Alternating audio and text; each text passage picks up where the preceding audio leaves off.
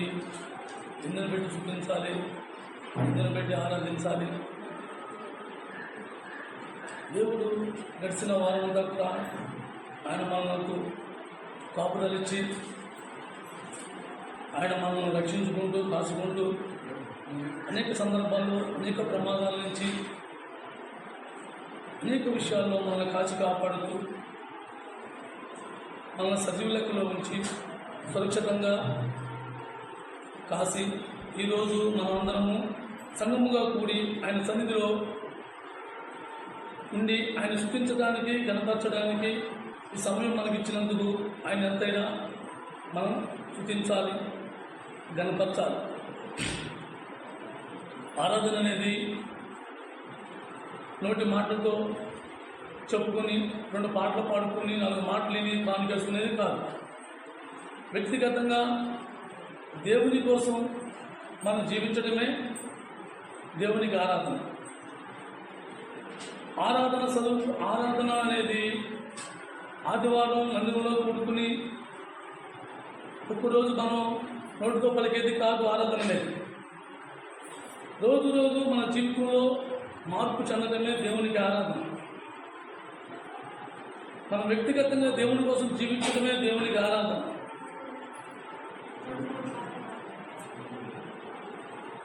వాక్యం చదువుకుని వాక్యాన్ని ధ్యానించి ఆరాధన చేయడానికి కాదు. ఆరాధనకు వర్తమానానికి సంబంధం లేదు. ఆరాధన అనేది వ్యక్తిగతంగా మనం జీవించడమే దేవునికి ఆరాధన. ఏదో ఈరోజు నేను ఆదివారం మందిరానికి వచ్చాను, నేను దేవునికి ఆరాధన చేయడానికి వచ్చాను అని చెప్పుకునేది కాదు. అది అన్నుల పద్ధతి. వాళ్ళకి జ్ఞాపకం వచ్చినప్పుడు వెళ్ళి ఒక కొబ్బరికాయ కొట్టి పాలు వేసుకుని దండం పెట్టుకుని వచ్చేది అది ఒక అర్పణ, వాళ్ళకి నచ్చింది అర్పణ. కానీ క్రైస్తవుడు అర్పణ అటువంటిది కాదు. మన జీవితమే దేవునికి అర్పణ అయి ఉండాలి. వ్యక్తిగతంగా మనం జీవించి ఆయనకి పట్టుకురావాలి.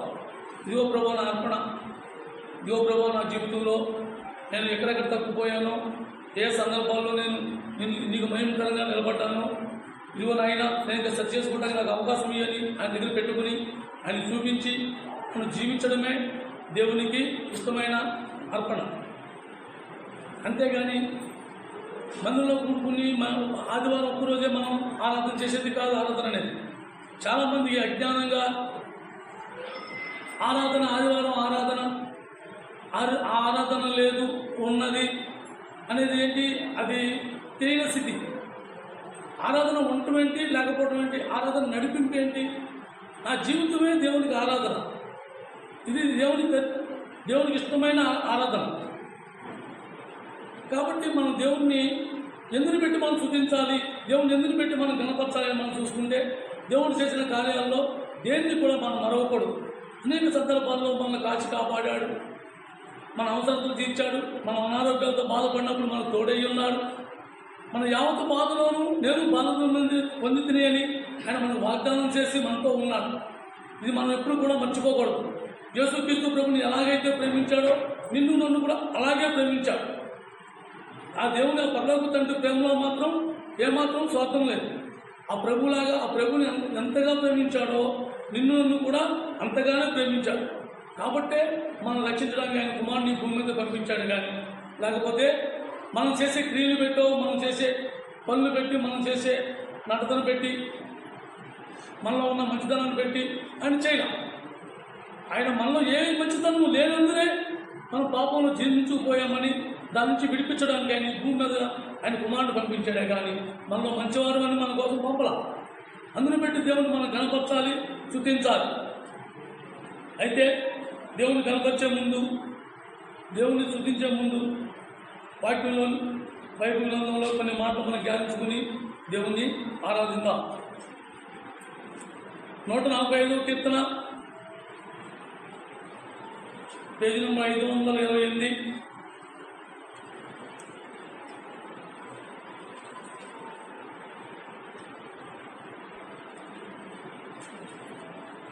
పేజీ నెంబర్ 528, 145 కీర్తన 10వ వచనం.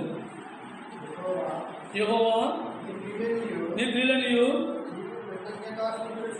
నీకు కృతజ్ఞతాస్తుతులు చెల్లించుతున్నవి నీ భక్తులు నిన్ను సన్నిధించు. ఆయన భక్తులు ఆయన ఎప్పుడు కూడా కనబడుతూ ఉంటారు, ఆయన్ని సన్నిధిస్తూ ఉంటారు, అంటే ఇష్టపడుతూ బాగా ఇష్టంగా దేవుని ప్రేమిస్తూ ఉంటారు. ఆయన చేసిన పనులన్నీ కూడా ఆయన శుద్ధిస్తున్నాయి, ఆయన కనబడుతున్నాయి. మానవుడు మాత్రం దేవుణ్ణి ఎప్పుడు కూడా సులకనగాను తక్కువగాను చూసుకుంటూ ఉన్నాడు. ఎందుకంటే దేవుడు కనిపించాడు కదా, కనిపించని దేవుణ్ణి మనం ఎంతవరకు మనం యథార్థతగా దేవుని పట్ల భయభక్తులు కలిగి ఉన్నామో, భక్తిహీనులుగా ఉన్నామో అనే దాని గురించి మనం చాలా చూసుకోవాలి. ఎందుకంటే దేవుడు మనకి ప్రతిసారి ఏదో ఒక అంశం మీద మనకి కొన్ని మాటలు నేర్పిస్తూ, వాటిలో కొన్ని మనం నేర్చుకుంటూ, మన స్థితిగతులను మనం సరి చేసుకుంటూ మనకు ముందుకు సాగడానికి ఈ వర్తమానం కానీ వర్తమానం లేచి నుంచి దేవుని ఆరాధించడానికి కాదు. కాబట్టి దీంట్లో మన స్థితి ఎలా ఉన్నది, మనం ఏ స్థితిలో ఉంటే దేవుడు మనల్ని, మన భక్తి ఏ భక్తిలో మనం ఉంటే దేవుడు మన శాంతించాడు, తన చెంతను కూర్చోబెట్టుకున్నాడు అనే దాని గురించి కొన్ని మాటలు మనం ధ్యానించుకుందాం. రోమేయులకు రాసిన పత్రిక పేజీ నంబర్ 133.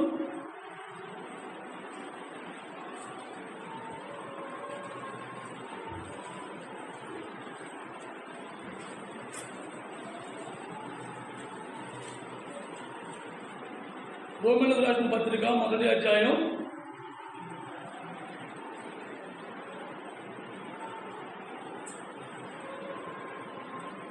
18వ వచనం. దుర్నీతి చేత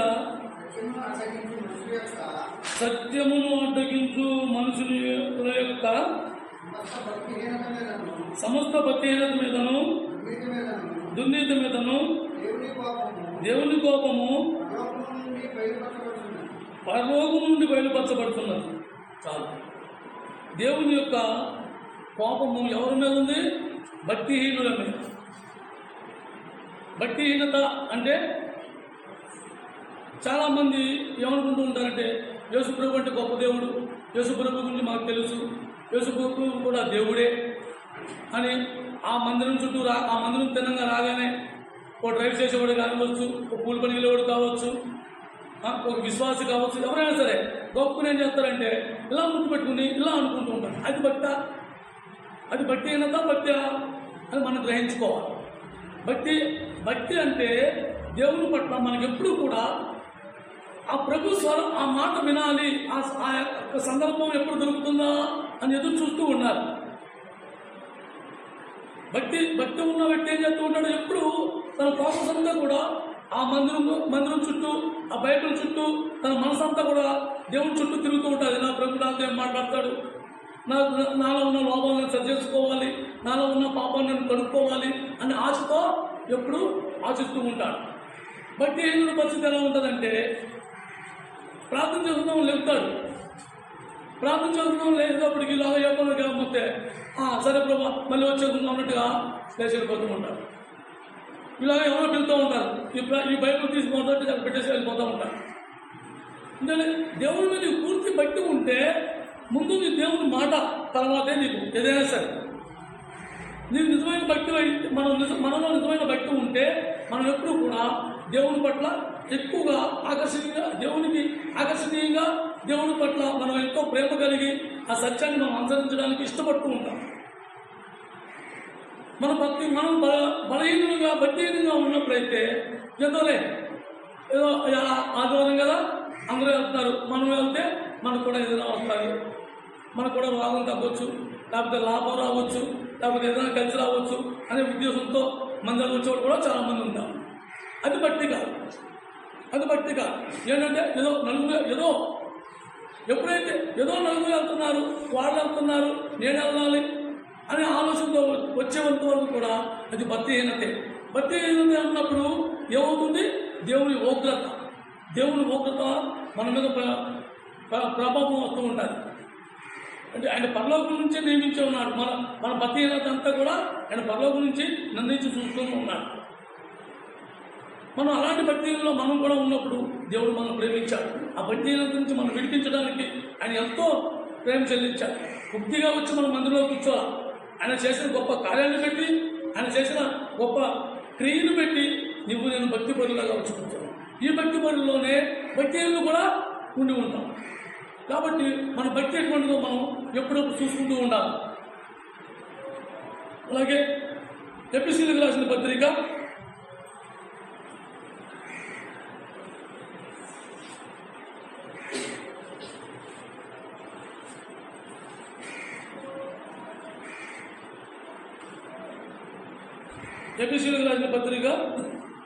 2వ అధ్యాయం పేజీ నెంబర్ 173. ఎఫెసీయులకు రాసిన పత్రిక 2వ అధ్యాయం 3వ వచనం. వారిలో కలిసి మనం అందరము శరీరం యొక్క మనసు యొక్క కోరికలు నెరవేర్చుకున్నట్టు మన శరీరాశను అనుసరించి ముందుకు ప్రవర్తించు కనువారి వలనే స్వభావసిద్ధముగా దైవోగ్రతకు పాత్రమై ఉంటుంది. ఎలా పాత్రమై? మన శరీరంగా మన పెద్దవాళ్ళు ఎలాగైతే దేవునికి వ్యతిరేక భక్తిహీనులుగా జీవించారో అలాంటి భక్తిహీనులుగా మనం కూడా జీవించి దేవుడు యేసుక్రీస్తు ప్రభు దేవుడు అని తెలుసుంటూ కూడా తెలియని స్థితిలో మనం ఉన్నప్పుడు దేవుని ఉగ్రత పంపబడింది, అగ్ని గంధకాలతో కాల్చబడింది. అలాంటి స్థితి నుంచి మనం దేవుడిని విడిపించాడు. అలాంటి వాటి నుంచి నిన్ను దేవుడు విడిపించాడు. మనం కూడా అటువంటి స్థితిలో ఉన్నవారమే. మనం కూడా ఒకప్పుడు దేవుడు తెలుసు కూడా, దేవుడు ఆజ్ఞలు తెలుసు కూడా, ఆ ఆజ్ఞలు పాటించలేక, ఆ ఆజ్ఞలు అనుసరించలేక, దాంట్లో సత్యాన్ని మనకు బయలుపరిచేవాడు లేక, ఆ సత్యమేంటో మనకు తెలియక, ఇదే దేవుడిని నమ్ముకున్నటువంటి ఇంతే అనే దానికే అక్కడే మనం కట్ట వేసుకుని ఆ కట్టలోనే, ఆ బందీలోనే, ఆ కట్టల్లోనే మనం నివసించి ఇదే చాలు అనుకుని తీర్మానించుకుని భక్తిహీనం అయిపోయిన వాళ్ళు చాలామంది ఉన్నాం. కానీ ఈరోజు దేవుడు మనం ప్రేమించి ఆ భక్తిహీనత అంతా కూడా మనకి మన మనోన్నతను వెలిగింపజేశాడు. మనల్ని ఆయన సన్నిధిలో కూర్చుని ఆయన స్తుతించే భాగ్యాన్ని మనకు కలగజేశాడు. మన ఉగ్రతకు పాత్రమైన మనల్ని విడిపించాడు. ఇవాళ మనం ఏమనుకున్నాం? బైబిల్ పట్టుకుని నేను ఎంతో భక్తి పరుని, నేను ఎంతో భక్తి గలవాడిని, నేను ఎంతో భక్తి పరురాలని అని మనం చెప్పుకుంటున్నాం. కానీ దేవుడు ఇస్తే మనకు ఆ భక్తి వచ్చిందే. కానీ మనం అందరం కూడా దేవునికి భక్తిహీనులుగానే ఉన్నాం. ఆ భక్తిహీనులుగా ఉన్నప్పుడు దేవుడు మనల్ని ఏం చేశాడు? భక్తిహీనత నుంచి విడిపించి భక్తిగా మనం సమకూర్చాడు. లేకపోతే మన భక్తి అంతా ఏ పాటిది? మనకు నచ్చినట్టు మనం జీవించడం, మనకు నచ్చినట్టు మనం ప్రవర్తించడం, మనకు నచ్చినట్టు మనం మందిరానికి వచ్చి ఏదో ఒక గంటసేపు కూర్చుని 2 మాటలు వెళ్ళిపోవడం, ఇలాగా చాలా సందర్భాలు దొరుకుతూ వచ్చాయి. కానీ అదే భక్తిపరుడు ఏం చేస్తూ ఉంటాడు? సమయం ఎంత సమయమైనా సరే సమయం చూసుకోడు. ఇంకా నా ప్రభు నాతో మాట్లాడాలి, ఇంకా 2 మాటలు నాకు చెప్తాను, నాకు దేవుడు నాతో మాట్లాడి నన్ను బలపరచాలి, నేను ఇంకా నేర్చుకోవాలి ఆశతో ఉంటుంది. అలాంటి ఆశ కల్పించాడు దేవుడు నీకు నాకు. మనకైతే ముందు ఆ ఆశ లేదు. ముందు మనం అందరం కూడా బలహీనులు, పాపంలో మునిగి తేలిన వాళ్ళు, ఏదో పైకి భక్తి పనులాగా ఉండి మనం ఏదో కానిచ్చన్నట్టుగా చూడండి. గుళ్ళల్లో ఒకసారి లేట్ అయిపోతుంటే ఈ మధ్యలో హైటెక్ పూజలు పెట్టారు. అలాగా హైటెక్ పూజలు చేసుకుని వచ్చేసిన వాళ్ళం కదా మనమందరం. దక్షిణ ఎక్కువ వేస్తే తొందరగా కానిచ్చేసి పంపించేస్తూ ఉంటాడు. అది భక్తిహీనత. అలాగే ఈరోజు క్రైస్తవం కూడా అంతే. చాలామంది కానుకలు పెట్టి ప్రార్థన చేస్తూ ఉంటారు. కానుకలు బరువుగా ఉంటే, జేబులు ఎత్తుగా ఉంటే, ధనికుడిగా అయితే అలా వ్యక్తిగతంగా ప్రార్థన చేస్తాం. నిజంగానే పెట్టుకున్నవాడైతే ఆ సమయం కోసం చూడటం ముందుగానే వచ్చి అయ్యా నా ముందు ప్రార్థన చేయండి అని ముందుగానే సిద్ధపడుతూ ఉంటాడు. నీకు అక్కడ వచ్చినప్పుడు, నీకు బాధ వచ్చినప్పుడు, నీకు దుఃఖం వచ్చినప్పుడు, నీకు కష్టం వచ్చినప్పుడు బైబిల్ జ్ఞాపకం వచ్చి మందిరం జ్ఞాపకం వస్తుంది. కానీ లేకపోతే నీ సమయం అంతా కూడా భక్తిహీనంగానే జీవిస్తూ ఉంటాం. అలాంటి భక్తిహీనతలో మనం కూడా ఉన్నప్పుడు దేవుడు మనల్ని విడిపించాడు. ఆ భక్తిహీనత నుంచి మనం విడిపించి దేవుడు మనల్ని భక్తిపరులుగా ఆయనతో పాటు కూర్చోబెట్టుకోవడానికి ఆయన ఇష్టపడ్డాడు. మనలో ఏ మంచితనం లేదు. మనం ఎంత పాటికి దేవునికి భక్తులైన వాళ్ళం కావు. మన భక్తి ఎటువంటిదో దేవుడికి తెలుసు. అయినా సరే ఆయన ఏం చేశాడు? మనం నశించుకోకుండా ఉండడానికి ఆయన మనం ప్రేమించాడు. మన భక్తిగా ఆయన విముర్చి మనల్ని ఆయనతో పాటు ఆయన భక్తి మనలో ప్రసిద్ధింపజేసి మనం కూడా భక్తులుగా ఆయన దగ్గర కూర్చోవడానికి మనం సమకూర్చాడు. రెండో పేతురు రాసిన పత్రిక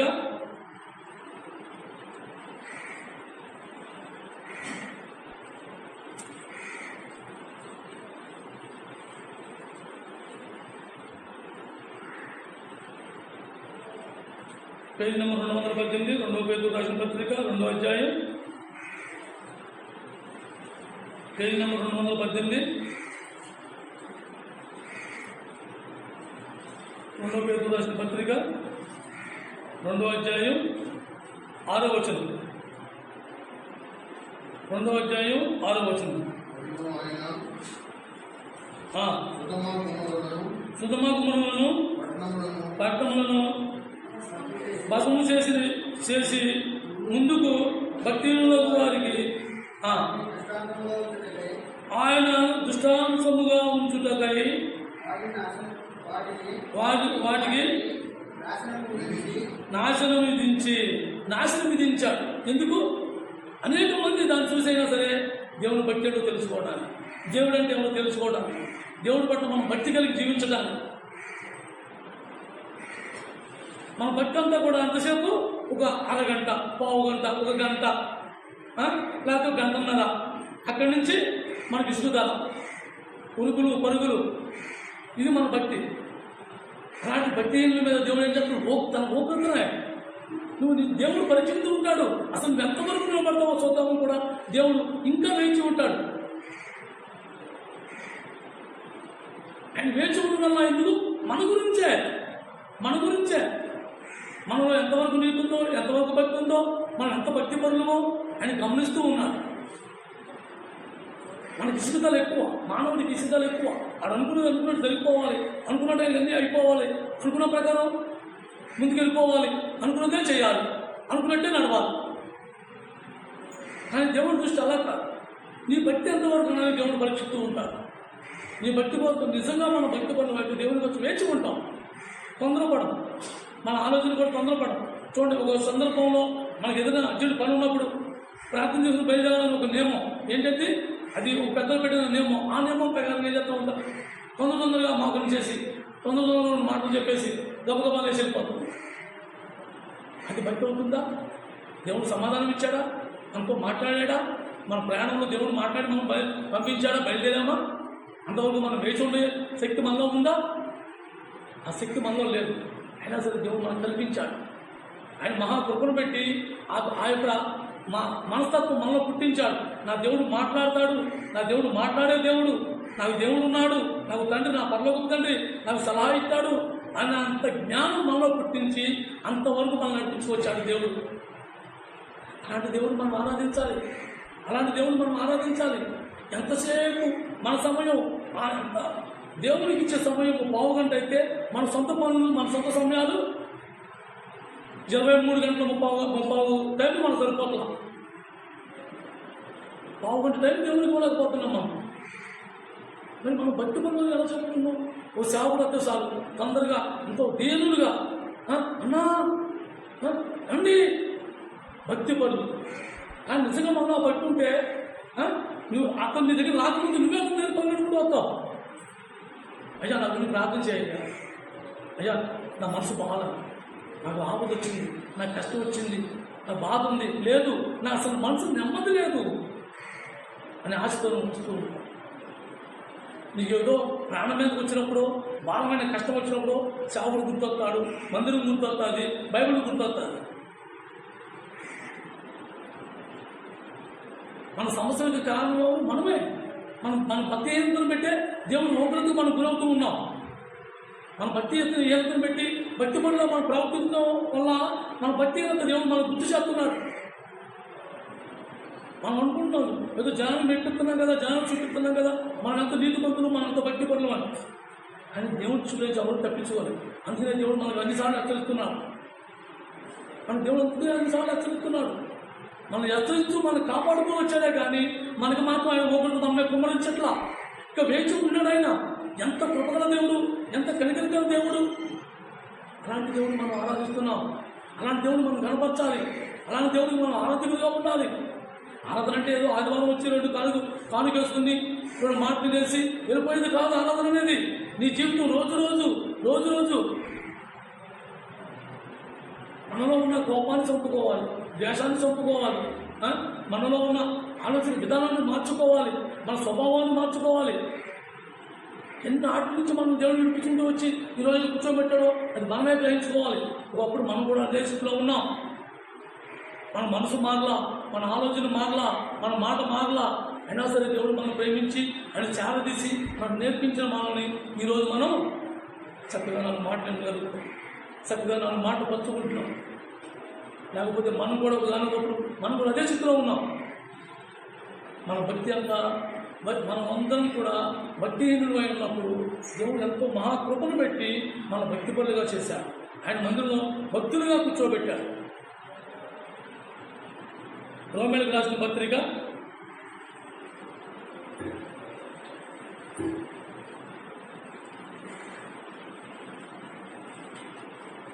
5వ అధ్యాయం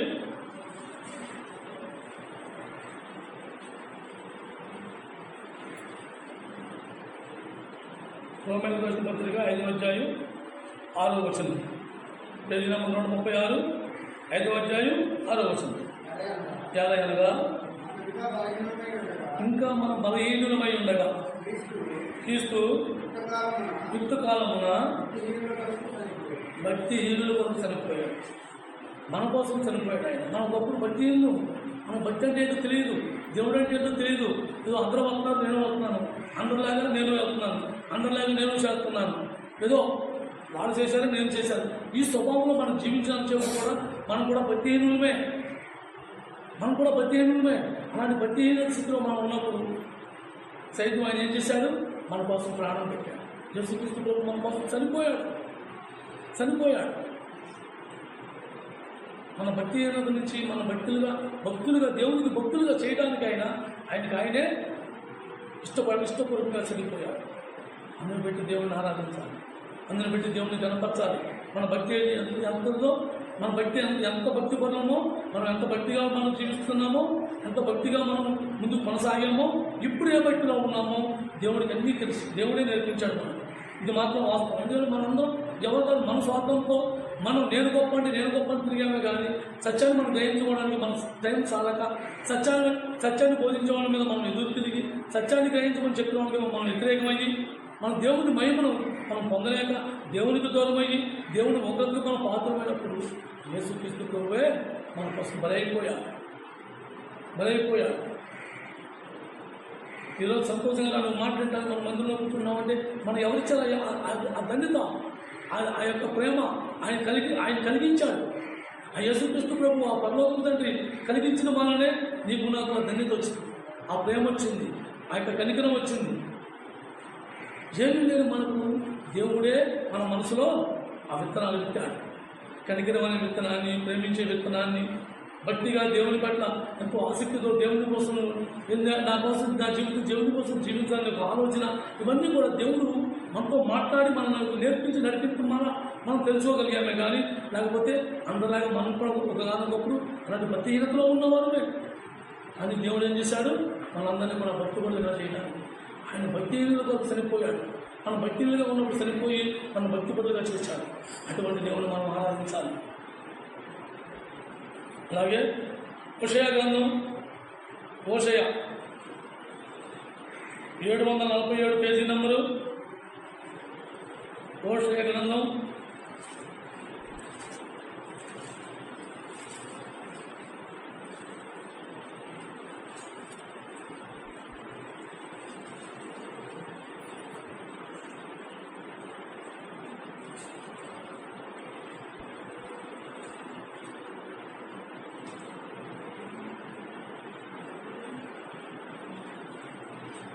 6వ అధ్యాయం 4వ వచనం. ఉపాయము నేను ఏమి చెప్పును యోధా, నేను ఏమి చెప్పును? తెల్లవారుగానే కనపడు మేఘము వెళ్ళిపోనట్లును, పాతకాలంలో పడు మనసు ఆరిపోనట్లును నీ భక్తి నిలవకపోను. ఇటువంటి భక్తిలో మనం ఉన్నప్పుడు దేవుడు మన కోసం ప్రాణం పెట్టాడు. ఆ కాంచేపు ఆ మందిరంలో ఉన్నని చెప్పు, ఆ కాంచేపే మన భక్తి వేషాలు, ఆ కాంచేపే మన భక్తి రూపం. ఆ క్షణము ఆ మందిరం నుంచి వెళ్ళగానే మన ఒకరి రూపం బయటకు వస్తూ ఉంటారు. మన భక్తి వేషాలు ఏంటో, మనం ఎలాంటి స్థితిలో ఉన్నామో, మనం ఎటువంటి ప్రవర్తన ప్రవర్తిస్తున్నామో దేవునికి తెలియదా? దేవునికి సమస్తము తెలుసు. ఆదాము కూడా అలాగే అనుకున్నాడు. నేను చెట్టు పక్కన దాచుకున్నాను, దేవుడికి తెలియదు, నా ఇంటి మీద పుట్టలు లేవని నేను దాచుకున్నాను, నా శరీరాన్ని నేను దాచుకున్నాను అన్నట్టుగా అలా ఆదాము దాక్కున్నట్టుగానే మనం కూడా మన క్రియలు, మన ఆలోచన విధానం, మనం ప్రవర్తించే ప్రవర్తన దేవుడికి తెలియదు అన్నట్టుగా మనం ప్రవర్తిస్తూ ఉంటాం. ఆ కాన్సెప్ట్లో ఆ సాగు వచ్చినప్పుడు ఎంతో భక్తి పరులుగా, ఎంతో భక్తిగా మనం దైవజనులు వచ్చారు, లేకపోతే మాస్టర్ గారు వచ్చారు అని ఎంతో వణికిపోతూ మాట్లాడినట్టుగా నటిస్తూ ఉంటాం. అలాంటి జీవితం మనం కూడా జీవించాం. అటువంటి జీవితం నుంచి దేవుడు ఏం చేశాడు? మనం విడిపించాడు.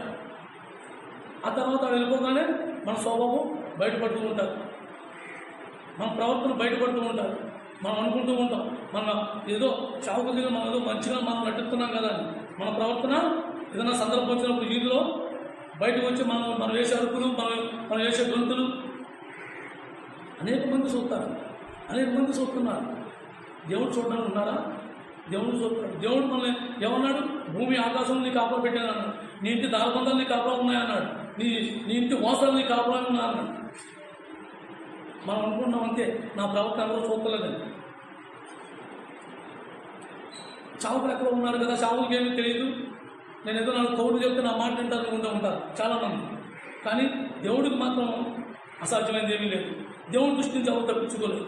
అందుకే ఆయన ఓకరితో ఉన్నప్పుడు ఆయన బట్టి మీద ఆయన ఓకరితో ఎలా ఉంటుంది? అగ్ని గ్రంథకాలతో కాల్చపడతాం. ఆ ప్రేమ మనలో ఉండాలి. దేవుడు అటువంటి స్థితి మనం రాకుండా ఏం చేశాడు?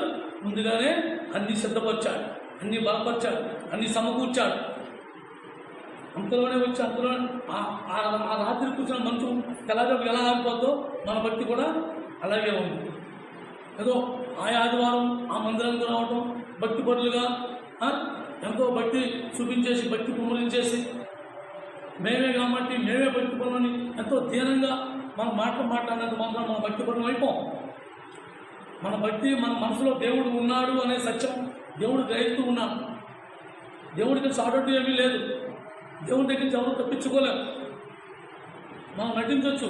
దేవుడు ఎవరైనా క్షమించాడు. అయ్యో ప్రభా, నేను వ్యభిచారం చేత పట్టబడదంటే వ్యభిచారం చేత పట్టబడ్డ స్త్రీని ఎలాగైతే అడిగి క్షమించాడో, అలాగే దొంగ అయ్యో ఈ శిక్ష తగిందే ప్రభా అన్నప్పుడు దొంగను క్షమించాడు.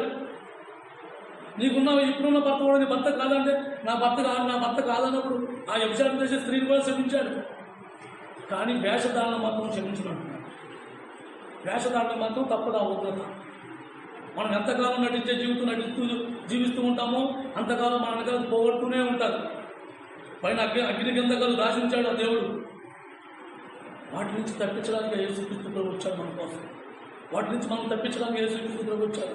మనకు నేర్పించడానికి, మనకు చూపించడానికి అనేకమైన సృష్టిని మనకు ముందుగానే హెచ్చరించాడు.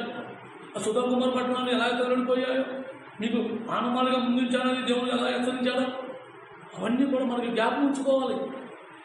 మనం ఎక్కడున్న పొరపాటుగా మనం జీవిస్తున్నామేమో మనం సరి చేసుకోవాలి. మనలో ఉన్న లోపాలు మనం సరి చేసుకోవడానికి, దేవుడి పట్ల భక్తి కలిగి ఉండడానికి దేవుడు మన కోసం వేచి ఉన్నాడు. అందుకే ఆయన ఆలస్యం చేస్తున్నాడే. కానీ లేకపోతే మనం ఎప్పుడో నశింపు చేసేవాడే. ఆయన పిల్లలు నశింపు చేసుకోవడానికి ఆయన ఇష్టం లేదు. ఎవరి పిల్లలైనా సరే, ఎవరి తల్లిదండ్రులైనా సరే, ఆ పిల్లలు ఎంత దుర్మార్గులైనా సరే, ఎంత బందిపోటు దొంగలైనా సరే, ఆ తల్లిదండ్రులకి వాళ్ళు ప్రేమగానే ఉంటారు. అలాగే ఆ పరలోక తండ్రికి మనం ఎంత భక్తిహీనంగా ఉన్నా, మన స్వబుద్ధి ఎంత దరిద్రంగా ఉన్నా, ఎంత దీనంగా ఉన్నా, ఎంత కుళ్ళు కొట్టాలతో మనం ఉన్నా, దేవుడి దృష్టిలో మాత్రం ఇక్కడ నా పిల్లలు ఎంత కనికరంగా దేవుడు ఎంత కనికర పడుతున్నాడు మన మీద. అందుకే ఆయన ఓ మన మీద రాకుండా ఇంకా కాసి కాపాడుతున్నాడు. మన భక్తి ఎంతసేపు మన జ్ఞాపకం మందిరం ఉంటుంది. మన జ్ఞాపకం లేకపోతే ఏదన్నా మన ఆర్పాటాలు, వంగులు, ఉత్సవాలు, ఊరేగింపులు, సందర్భాలు ఇటువంటివి ఉన్నప్పుడు మనం అన్నీ ధరించుకోవాలి, చక్కగా అలంకరించుకోవాలి. వాళ్ళతో పాటు మనం గంతులేయాలి. ఇక్కడ వేషం, అక్కడ వేషం, ఇన్ని వేషాలు మనం వేసేటప్పుడు దేవుడు మనం ఎలాగ ఆయన భక్తులుగా మనం అంగీకరిస్తాడు. ఎంతవరకు ఆయన తెలియదు అనుకున్నాం. మనం ఎవరు చూడలేదు కదా అనుకున్నాం. దేవుని దృష్టికి అన్నీ తెలుసు. మనం ఎవరు ఏం కాకుండా ఉన్నాము, ఎవరు ఎలా ఉన్నాము కూడా ఉన్నా ఆ ఇస్కరియోతు కూడా అలాగే అనుకున్నాడు. యేసుక్రీస్తు ప్రభుని నేనే అప్పగించుకున్నాను అని యేసుకు తెలియదు అనుకున్నాడు. కానీ యేసుక్రీస్తు ప్రభుకు ముందే తెలిసే ముందుగానే సరిచేసుకుంటాడేమో అని అన్నిసార్లు హెచ్చరించాడు. ముందుగా ఎవరైతే నా చేతిలో నా మొక్క కట్టుకుంటాడో ఆ మొక్క తీసుకుని నోట్లో వేసుకుంటాడో అని కూడా హెచ్చరించాడు. మీలో కూడా నన్ను అప్పగించుకున్నారని హెచ్చరించాడు. మన బుద్ధి అనేది ఎలా ఉంటుందంటే, నేనేదో పట్టుకోడుగా నేను పైకి చూపించుకుంటున్నాను కదా, నన్ను ఎవరో పట్టుకోరు అని నేను అనుకోవచ్చు. కానీ నన్ను దేవుడు శిక్షించాడు. దేవుడి దృష్టి నుంచి మాత్రం తప్పించుకోలేదు. దేవుడు గుర్తించి మాత్రం మనం తప్పించుకోలేదు.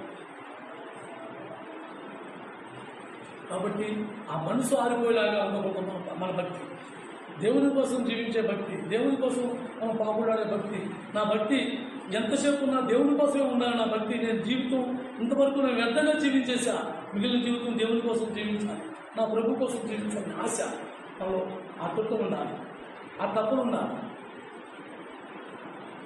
అపోస్తల కార్యాలు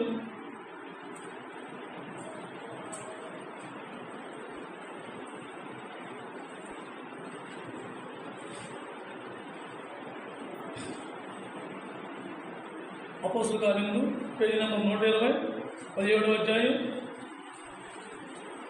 అపోస్తల కార్యములు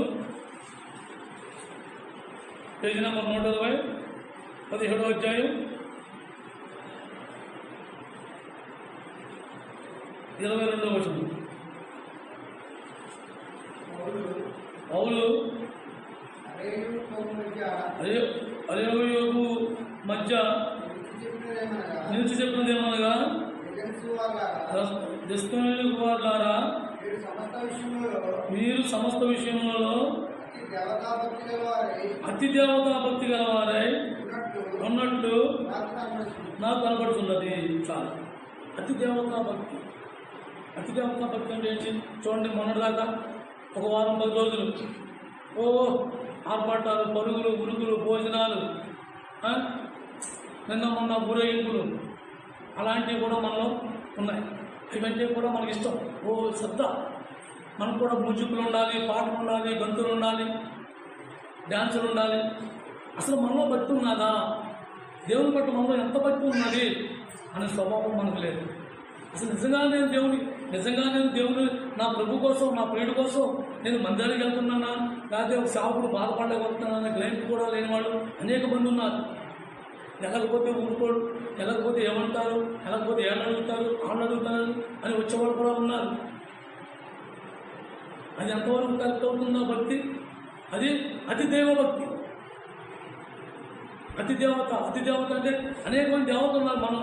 మన ఇండియాలో ఉన్న దేవతలు ఏ దేశాల్లోనూ లేవు. ముక్కోటి దేవత కూడా కాదు, 3,000 కోట్ల దేవత అంటాడు మా సాగు చెప్తూ ఉంటాడు. అంతమంది పేర్లు ఉన్నాయి మన దేవుళ్ళకి, మన దేవతలకి. మన భక్తి కూడా అలాగే ఉంది. అంతసేపు హైటెక్ భక్తి. ఒక నిమిషంలో రావాలి, తొందరగా రావాలి, చిన్న ప్రార్థన చేసుకోవాలి, నా దారిని పరిగెత్తి వెళ్ళిపోవాలి. ఎందుకంటే నా వ్యాపారం ఆగిపోతుంది, లేదా నా పని ఆగిపోతుంది, లేకపోతే నా వచ్చిన బంధువులు నిలబడు. నా బంధువులకు ఇచ్చే గౌరవం నేను మనుషులకు ఇచ్చే గౌరవం నేను దేవుడికి ఇవ్వలేకపోతాను. ఎవరైనా ఆదివారం మంటి బంధువులతో మనం ఏం చెప్తాం? ఇవాళ చెప్పారు చాలా పాస్ గారు చెప్పే, అక్కగా చెప్పే. నీకు నిజంగా భక్తున్నవాడైతే మనం ఏమంటాం? నాతో పాటు 10 నిమిషాలు మందిలో కూర్చున్నారా, 10 నిమిషాలు వచ్చేద్దాం తీసుకొచ్చి మందిలో కూర్చోబెట్టు. ఏదైనా మనకు వచ్చిన బంధువులు మనం ఎప్పుడైనా ఎవరైనా మనం పిలవగలిగామా? మనతో పాటు దేవుడి సన్నిధిలో మనం తీసుకురాగలిగామా? మన భక్తి ఎలాంటిది? అతి దేవతల భక్తి లాంటిది. అతి దేవతల భక్తి అంటే అనేకమైన భక్తి. ఎవరు నచ్చిన దేవుడు నాడు పూజించుకుంటూ ఉంటారు. అలాగే ఎవరు నచ్చిన గంటలు వాళ్ళు వేస్తూ ఉంటారు. మందిరాల్లో కూడా ఎవరు నచ్చిన చాట్లు వాళ్ళు చేస్తూ ఉంటారు. ఎవరు మాట్లాడే విధానం వాళ్ళు మాట్లాడుకుంటూ ఉంటారు. కానీ దేవుడు అలా కాదు. అందరినీ కనిపెడుతూ అని వేచి ఉన్నాడు. అందరి మీద కనికరం ఉంది, అందరి మీద జాలి పడుతున్నాడు. అందరి మీద నీ భక్తి ఎటువంటిదో, నా భక్తి ఎటువంటిదో ఆయన చూస్తూ ఉన్నాడు. నిజంగా మనం భక్తి పనులు దేవుడి కోసం మనం ఏదైనా వదులుకుంటే మనం సిద్ధంగా ఉన్నామా? దేవుడి కోసం మనం విడిచిపెట్టుకుని దేవుడి పని కన్నా ముందు నాకు ఎక్కువేమీ కాదు అని తీర్మానించుకునే స్థితిలో మనం ఉండేవాడు. కానీ ముందు మనం ఏం చేస్తుంటే ముందు నా పని, నా పని అయిపోతే ఒక అడుగు అటు ఇటైనా వెళ్ళినా పర్వాలేదు, మందిరానికి మనం ఎప్పుడు వెళ్ళినా పర్వాలేదు, ఏదో పని చేస్తున్నాం కదా మందిరంలో ఏదో పని చేస్తున్నాం కదా సరిపోతుంది, ఎప్పుడు వెళ్ళినా పర్వాలేదు. ఇది మన తీర్మానం. మనం మనుషులు మెప్పించే పనులు చేస్తున్నామో కానీ దేవుడిని మెప్పించే ఒక భక్తి మార్గం మనలో ఉందో లేదన్నది మనమే చూసుకోవాలి. దేవుడికి వచ్చే భక్తి మనలో లేకపోతే మనం కూడా అవకృతులు పాత్రలు అయిన వాళ్ళమే, మనం కూడా అన్ని వేషాలు వేసిన వాళ్ళమే, మనం కూడా అన్ని విధాలుగా గంతులేసిన వాళ్ళమే. ఈరోజు దేవుడు నిన్ను నన్ను వాటి నుంచి విడిపించి మనం సురక్షితంగా ఆయన మందిరంలో కూర్చోబెట్టుకున్నాం. మన వేషాలు ఏంటో ఆయన తెలియదా? ఎటువంటి వేషాలు వేసిన వాళ్ళు మనం కూడా అటువంటి సందర్భాల్లో అనేక సందర్భాల్లో మనందరం కూడా అటు పరుగులెట్టి ఇటు పరుగులెట్టి ఇటు చూసి అటు చూసి మళ్ళీ వచ్చి మందిరంలో కూర్చుని చేసిన వాడు మేము. కానీ దేవుడు ప్రేమ చేత మనకు తెలియపరిచి వాటి నుంచి మనం విడిపించాడు, ఆ స్వభావం నుంచి మనం బయట తీసుకొచ్చాడు. అలాగే యాకోబు రాసిన పత్రిక పేజీ నెంబర్ 210, యాకోబు రాసిన పత్రిక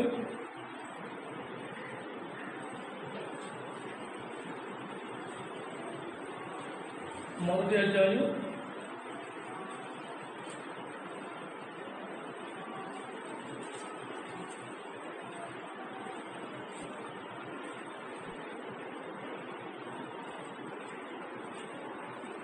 అధ్యాయం 26వ వచనం. ఎవడైనా నోటికి కళ్ళెం పెట్టుకునగా తన హృదయం మోసపరచుకొనుచు భక్తి గలవాడని అనుకునేలా వాడు భక్తి వ్యర్థమే. మనం ఏమనుకుంటున్నవాళ్ళం, నేను నా ఇష్టానుసారంగా వాగేవాడిని, నా ఇష్టానుసారంగా గంతులేసేవాడిని, నా నోటికి వచ్చింది ఏమంటే అదే మాట్లాడేవాడిని, నాకు నచ్చినట్టు మాట్లాడేవాడిని. ఇలా సేవకులు ఎవరిన వస్తే వాడు ఎంతో భక్తిపరుడుగా దీనుడు అయిపోయి నాన్న కూర్చోన్నా నాన్న అని మన భక్తి ప్రవర్తన, ఆ భక్తి ప్రవర్తన అది దేవుడికి తెలుసు. నీ భక్తి నా భక్తి ఎటువంటిది. మన నోటికి కావులు లేనప్పుడు మన భక్తి ఎటువంటిదో దేవుడికి తెలియదా? మన లోన్ ఉన్నదే, పొదువులో ఉన్నదే నోరు మాట్లాడుతుంది. ఈ భక్తి గురించి, భక్తి గురించి కీర్తనలో కానీ సామెతల్లో కానీ అనేక మంది మాటలు రాసి ఉన్నాయి. కానీ అన్ని ధ్యానించుకోవడానికి మనకే టైం సరిపోదు. అలాగే మనం కూడా అనేక సందర్భాల్లో ఎన్నిసార్లు మనం ఎన్ని రకాలుగా మన నోటిని కావలు పెట్టుకున్నామా? మన నోటికి ఏ మాట వస్తే ఆ మాట మాట్లాడి, నోటికి ఎవరికో ఎలా మాట్లాడాలో తెలిసింది కూడా మనం మాట్లాడుకోకుండా మనకు నచ్చినట్టుగా మనం మాట్లాడి ప్రవర్తించాం. మన మాట వల్ల దేవుడికి అనేక సార్లు అవమానం తీసుకొచ్చాం. కానీ మనం ఏమనుకున్నాం, నేను ఎంతో భక్తిపరురాలు, నా బైబిల్ చేతి సంఖ్యలో ఉంటే చాలు నేను భక్తిపరుడు అయిపోతానా? నా సంఖ్యలో నా చేతిలో బైబిల్ ఉంటే నేను భక్తిపరుడు అయిపోయినట్టేనా? నా భక్తి దేవుడు చూడట్లా? మనుషులకి కళ్ళు కప్పచ్చు, మనుషులు మెప్పించవచ్చు, మనుషులు మోసం చేయొచ్చు, చావుకుండా మోసం చేయొచ్చు, అని దేవుడు మోసం చేయగలరా? నాకు ఎన్ని సీసీ కెమెరాలు పెట్టాడైనా భూమి ఆకాశం ఇంకా ఆ రెండు గుంటికి ఎక్కడ తగ్గుంటావు నువ్వు? భూమి ఆకాశం సీసీ కెమెరాలుగా పెట్టుంటే ఆయన వాటిని తప్పించు ఇంకెక్కడ తగ్గుంటావు నువ్వు? ఎక్కడ వెళ్ళి నువ్వు తప్పించుకోగలవు? మనం అనుకున్నాం అంతే, అని ఎవరు చూడలేదు కదా. ఇప్పుడు ప్రస్తుతానికి చాలా బాగుంటుంది. నేను అందరూ గౌరవిస్తారు, నేను అందరూ సన్మానిస్తారు, నువ్వే గొప్పదాను, నువ్వే గొప్పవాడని చెప్పుకుంటూ ఉంటారు. కానీ ఒక రోజు మాత్రం ఖచ్చితంగా దేవుని ఉగ్రతకి మనం పాత్రలు. ఆ ఉగ్రత పాత్ర నుంచి అవ్వకుండా దేవుడు మనల్ని ఏం చేశాడు? హెచ్చరిస్తున్నాడు. మనం కాపాడుకోవడానికి మనల్ని హెచ్చరిస్తున్నాడు, మనం సరిచేస్తున్నాడు, మన ముందు నడిపిస్తున్నాడు. వాటి నుంచి మనం విడిపించడానికి అనేకమైన మాటలు మనతో మాట్లాడుతూ వస్తున్నాడు. మనమే చూసుకోవాలి, మనమే సరిచేసుకోవాలి. అయ్యో దేవా, ఒకప్పుడు నేను అలాంటి నోరుతోనే బతికా, నా నోరికి కావడం లేకుండా నా ఇష్టానుసారంగా నేను మాట్లాడా, బూతులు నోరెక్కితే బూతులు, నా ఇష్టం, నా రాజ్యం, నా సొంతం, నేను మాట్లాడితే భేదం, ఇలా అనేకమైన మాటలు, అనేకమైన సందర్భాలు. మనం దేవుడు నమ్ముకున్నామని తెలిసింది కూడా, మన చుట్టూ అనేక మంది మన చుట్టూ చూస్తున్నారని తెలిసింది కూడా, ఏదైనా మాట సందర్భం వస్తే మనం ఈదులెక్కి ఎంత బెదబీగామో, ఎంత బెదబీగి స్థితిలో ఉన్నామో దేవుడికి తెలియదా? ఆయన నుంచి దాటుకోలేము, ఆయన నుంచి మనం తప్పించుకోలేము. మనం నలుగురికి కౌడు చెప్పచ్చు, నలుగురికి మనం మెప్పించవచ్చు, కానీ దేవుడు ఒకరి నుంచి మాత్రం ఎవరము తప్పించుకోలేదు. అందుకే దేవుడు ముందుగానే మనకి హెచ్చరిస్తున్నాడు, ముందుగానే మనం నేర్పిస్తున్నాడు. ఆయన సంకల్పం చొప్పున మనం నడవడానికి, ఆయన ఇష్టంగా మనం జీవించడానికి, ఆయన నచ్చినట్టు మనం ప్రవర్తన ఉంచడానికి ఆయన ముందుగా మనం నేర్పిస్తున్నాడు. కాబట్టి మన నోరు కావుల్లో దేవుడు మనల్ని ఏమని చెప్తున్నాడు, నువ్వు నోరు కాసుకోకుండా నువ్వు భక్తిపరుడుగా ఎంతో ప్రార్థన చేయగలిగితే ఉపకారం. అనేకమైన సందర్భాల్లో తలిసి గంటలకు ప్రార్థన చేస్తూ ఉంటారు. కానీ ఏదైనా సందర్భంతో మన నోటి నుంచి ఏమవుతుందో మనకే తెలియదు. ఆ భక్తి మన దేవుడు మన నుంచి కోరుకునేది. నీ ప్రార్థన ఎలా ఉందో నీ జీవితం నీ నోటి మాట ప్రాధాన్యత దేవుడు చెప్తున్నాడు. మన మాట ఎలా ఉందో అనేది మనమే చూసుకోవాలి, మనం జాగ్రత్త పెట్టుకోవాలి. అది మన వల్ల కాదు, అంత సులువైంది కాదు. అందుకే దేవుడు హెచ్చరిస్తున్నాడు. ఆయన భోగ్రతం గురించి చెప్తున్నాడు దేవుడు. అందుకునే మనం ఎప్పుడైనా మన కళ్ళు తెలిసి మనం ఆయన వెలిగిగా మనోన్నట్లు ఆగిపోకుండా వాటిని మనం జాగ్రత్తపరచుకుని మనం ఆయన వైపు తిరిగి ఆయనతో పాటు సాగుతామని, ఆయన చెప్పిన మాట మనం ఆలకిస్తామని ఆయన మనకి వెలిగింపజేస్తున్నాడు. వెలిగింపజేసిన కళ్ళుని మళ్ళీ వెలిగింపజేస్తున్నాడు. తెరవండరు ఆయన ఇప్పుడైనా నేర్చుకోండిరా ఆయన వాటిని ద్వారా మళ్ళీ తెలిపిస్తున్నాడు. కాబట్టి మనం ఏ స్థితిలో ఉన్నామో, మన నోరు ఎలా కావిలో ఉందో, ఏ స్థితిలో మనం తప్పిపోతున్నామో జాగ్రత్తగా మనం గమనించుకోవాలి. మత్తయి సువార్త 15వ అధ్యాయం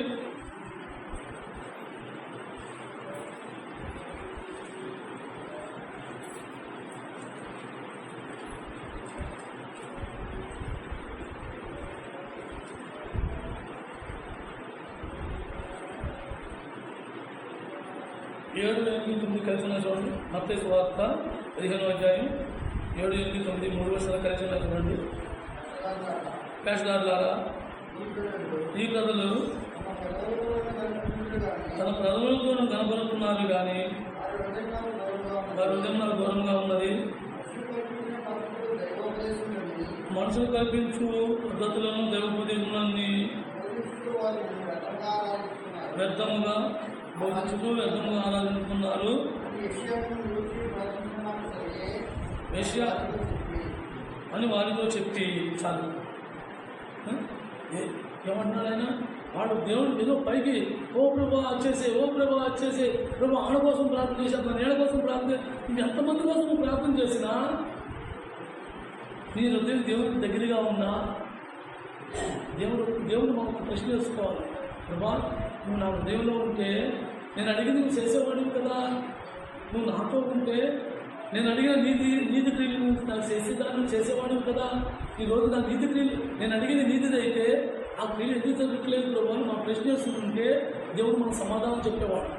మనం ఏ ప్రశ్న లేకుండా మన హృదయం నిండానేమో వేషం పెట్టుకుని మన హృదయాన్ని దేవుడికి దూరంగా పెట్టి అనేక మంది కోసం మనం ప్రార్థన చేస్తే అవి చాలా ప్రార్థపడుతున్నారు. ప్రార్థనలో దిగిందంటే గంట తక్కువ చేయదు జనం చెప్పుకోవడానికి మన ప్రార్థన. కానీ దేవుడు యేసుప్రభు ఏమో రాశాడు, అయ్యో వేషధారులారా అంటే ఏమన్నాడు? అయ్యో ఇంకా జారిపడుతున్నాడు ఆయన, అయ్యో డమ్మగా పడిపోతావురా అన్నట్టుగా అయ్యో వేషధారులారా. ఎంత కనికరం ఉన్నది ఆయనకి. మన భక్తి ఎటువంటిదో తెలిసి కూడా ఆయన మనం ఎంత కనికరపడుతున్నాడు. మన భక్తి పనులు మన భక్తి మనం నిజంగా దేవుడికి భక్తి గలవారం అంటే దేవుడి కోసం కదలాడుతున్నాం కానీ మనుషుల కోసం కాదు. మనుషుల మెప్పు కోసం మనం ఏది చేసింది దేవుని మెప్పు కోసం, దేవుని మెప్పు, దేవుని గణపరచడానికి కోసం, దేవుని సంతోషం కోసం మనం జీవించడానికి ఇష్టపడతాం. యేసుక్రీస్తు ప్రభు ఆయన్ని సంతోషపెట్టడానికి ఆయనగా బలైపోయాడు. యేసుక్రీస్తు ప్రభుని సంతోషపెట్టడానికి ఆయనగా బలైపోయాడు.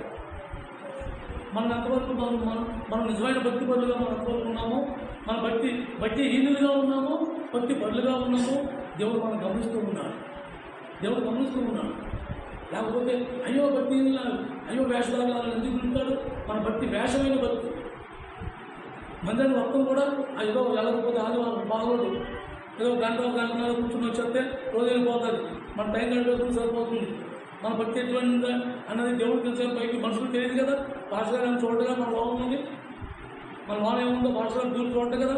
అందుకు కాబట్టి ఆయనకి దేవుడి యొక్క మాత్రం తెలుసు. మన భక్తి వేషం మనం చావుకు దగ్గర వేయచ్చు, అక్కడ విశ్వాసం దగ్గర వేయచ్చు, కానీ దేవుడి దృష్టి నుంచి మాత్రం మనం ఎవ్వరము తప్పు. అందుకని ఆయన భూగోళంతో మనమే రాకుండానట్లు దేవుడు మనల్ని హెచ్చరిస్తూ ఉన్నాడు, మనల్ని కాపాడుకుంటూ ఉన్నాడు, మనల్ని కాశాడు, సరిచేశాడు, సిద్ధపరిచాడు, బలపరిచాడు. భక్తి బలుగా చేస్తానికి ఆయన నేను నన్ను పిలుచుకున్నాను. మనం ఏ స్థితిలో ఉన్నామన్నది మనం ఎప్పుడప్పుడు చూసుకుంటూ ఉండాలి. అలాగే 2వ తిమోతి రాసిన పత్రిక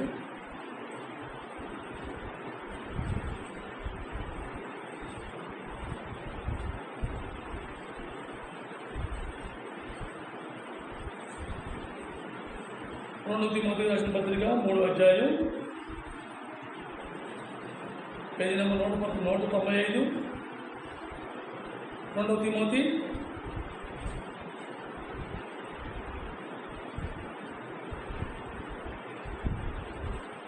3వ అధ్యాయం 5వ వచనం చదవండి. పైకి భక్తి గలవారమయ్యుండియో దాని శక్తిని ఆశ్రయించిన వారమై ఉండము, అట్టి వారికి విముఖుడు అయి ఉండము. మనం ఎలా ఉండాలి? అందరూ భక్తి పనులు కాదు, అలా భక్తి వేషాలు మనం గమనించాలి. తెలుసుకున్న తర్వాత మనం ఏం చేయాలి? వాళ్ళతో వెకీయ భావం మనం ఉండకూడదు. వాళ్ళకి సరిచేసేలాగా వాళ్ళకి అర్థమయ్యేలా మనం చెప్పాలి. తర్వాత దేవుని దగ్గర కూర్చొని మనం ప్రార్థన చేయాలి తప్ప వాళ్ళతో మనం వెకీయ ఉంచకూడదు. వాళ్ళు చేసే క్రియలకి మనం నచ్చినట్టుగా మనం వాళ్ళకి వద్దకు పడకూడదు. లేకపోతే మనం కూడా అదే స్వభావంలో పడిపోతాం. అన్నుడిని దేవుళ్ళలో మార్చడం కష్టం, కానీ దేవుళ్ళలో ఉన్నవాడిని అన్నుడు మార్చడం చాలా సులువు. మీరు ఎప్పుడైనా సరే గమనించండి, ఒక అన్నురాలని దేవుళ్ళలో తీసుకురావడం కష్టం, కానీ దేవుళ్ళలో ఉన్న ఆమె అన్నురాలతో స్నేహం చేస్తే అన్నురాల్లో మారిపోవడం చాలా ఈజీ. కాబట్టి మనం దేవుని భక్తిని పైకి పెట్టుబడిలో ఉన్నామే, కానీ దేవుని శక్తిని మనం ఆశ్రయించట్లా. దేవుని శక్తిని మనం ఆశ్రయించామంటే ఒక వ్యక్తి కోసం మనం పోరాడి ప్రార్థన చేసాము అంటే ఆ వ్యక్తిలో దేవుని చేసే క్రియ మనం కళ్ళతో చూడగలం. ఎందుకంటే మనలో నిజమైన భక్తి లేదు, అందుకని పేతురు రాసిన పత్రికలో మాట రాశారు, మీరు జల్లు అనుకుంటాయో దుస్తులు వేసుకుంటాయో పై కనిపించే అలంకారం కాదు, నీ హృదయాలంకారం దేవునికి ఇష్టంగా ఉండాలని. మనం ఎప్పుడైతే ఆ హృదయాలంకరణ మనలో ఉందో, మన అవతల వ్యక్తి ఇక్కడ వాక్యం ఉన్నంతలా, బైబిల్ ఉన్నంతలా నువ్వే వాక్యంగా కనిపిస్తూ ఉంటావు, నువ్వే బైబిల్గా కనిపిస్తూ ఉంటావు.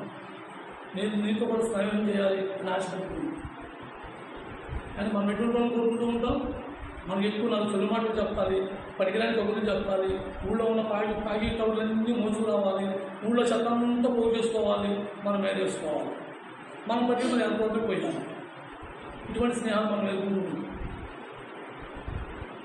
అందుకే దేవుని శక్తిని మనం ఆశ్రయించలేకపోతాం. దేవుని కన్నా గొప్ప శక్తి మనకు ఎక్కడైనా దొరుకుతుందా? దేవుని మించిన శక్తి ఎక్కడైనా ఉంటుందా? ఎందుకు ఆ శక్తిని మనం పొందలేకపోతున్నామంటే మనం చేసే క్రియ, మనలో ఉన్న ఆ యొక్క బలహీనత. ఆ బలహీనత ఏంటి?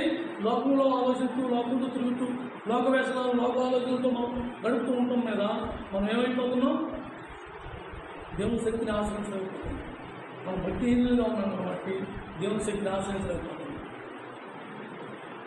అందుకనే ఆ కీర్తన 145వ కీర్తనలో మాట రాశాడు, నువ్వు క్రియలన్నీ నువ్వు చేసిన క్రియలన్నీ నిన్ను సూచిస్తూ కనబరుస్తున్నాయి. ఆయన చేసిన క్రియలన్నీ కనబరుస్తున్నాయి. మనం ఏం చేస్తున్నాం? ఆయన నామాన్ని అవమానపరుస్తున్నాం.